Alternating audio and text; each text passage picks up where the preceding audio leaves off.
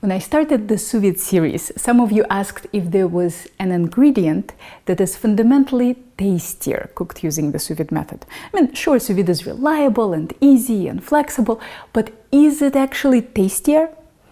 So I can't answer this question for everyone, right? Because it really depends on your cooking skills. But I can answer this question for me. That ingredient for me is duck breast. The kind of duck breast I can get with Sous-Vide, perfectly evenly cooked, silky, juicy, I simply can't get using traditional methods. Here is the problem with duck breast.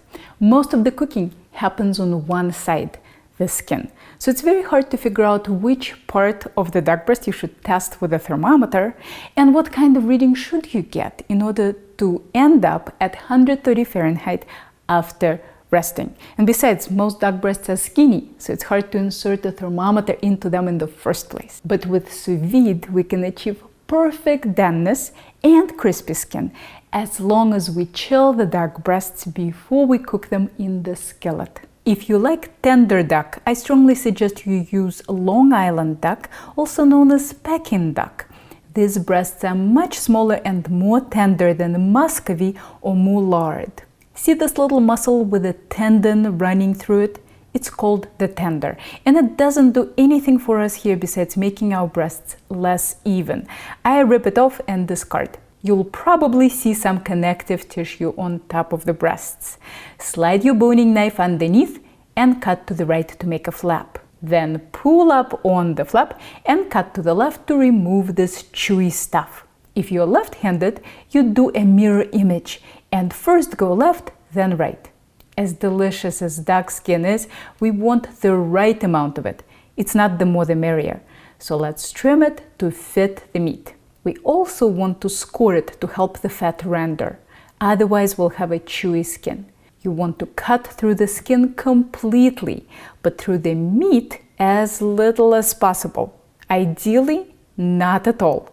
Make sure that your cuts go all the way to the edges. Otherwise, there is a risk of the duck curling up in the pan, which will prevent the skin from staying flat and turning crispy. Let me show you how deep the cuts are. Sprinkle duck with salt on both sides and place in a freezer Ziploc bag. If cooking multiple breasts in the same bag, line them up vertically so that they don't tumble on top of each other. Put into 131 Fahrenheit water bath with the bag open so that the water can push out the air. Zip the bag. Cook for 1 hour. Then dump the hot water and fill your container with cold water. Put the duck on the bottom and press down with some weight. I use an empty dish and let the weight of the water do the job for me.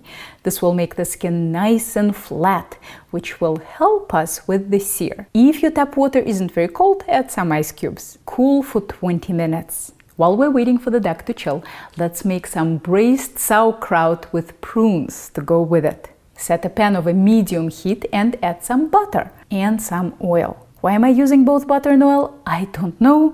There are some cooking habits I don't have explanations for. Feel free to use whatever fat you want. Add the drained sauerkraut, a few pitted prunes, and a dollop of caramelized onions. The amounts are completely up to you. The link to the caramelized onions recipe is below this video, but skipping them wouldn't be the end of the world. Cover and cook on medium heat for about 30 minutes, stirring occasionally. When everything is dark brown, you are done. Get the duck out of the water bath, and if you aren't planning to use it within 24 hours, store in the fridge in the bag. If you want to use it within 24 hours, place on a paper towel-lined plate and dry very well. The duck is now ready to sear, but could be put in the fridge for up to a day. To brown the duck, set a stainless steel skillet over high heat. Add a tiny bit of oil. When the oil starts to shimmer, add the duck skin side down and immediately reduce the heat to low. The initial high heat will ensure that the duck won't stick, but lowering it once the duck is in the pan will give us more time to render the fat without overcooking the duck. The rendering of fat can take anywhere from 5 to 15 minutes, depending on the breed of the duck. After the first 5 minutes, Check the skin periodically until it's nice and thin. Then crank up the heat to finish crisping it up for a minute or two. If you have a chance, it wouldn't hurt to baste the flash side during this time to help it warm up. Turn off the heat. Flip the duck onto the flash side for 30 seconds and get it out of the pan. Let it rest for 5 minutes while making a sauce. Pour off the fat, add a 1/4 cup of port and 3/4 of a cup of homemade chicken stock. The link for my stock is below the video. If using reduced stock, like demi-glace, you'll only need about a 1/4 cup of it. Boil it down on high heat until it becomes syrupy. Take off heat, swirl in a teaspoon of butter, and serve. Let's see how a ducky is doing. I think it's doing well. What do you think? Next Christmas, this is what I'm cooking. I don't know why duck is such a seasonal thing in the US. In the summer, it disappears from all the stores near me. This is so glorious. Why wouldn't you want to eat it year-round? The flesh tastes like silk. See how evenly cooked it is? And the braised sauerkraut with prunes gives it those sweet, sour notes that are so perfect for duck. Do you have a dish that made a sous-vide believer out of you? What was it? Let me know in the comments. This video was brought to you by viewers like you. If you liked it, click here to support my channel. Don't forget to subscribe, hit that little bell button for notifications, and if you're ever in the Boston area, maybe I'll see you in one of my classes.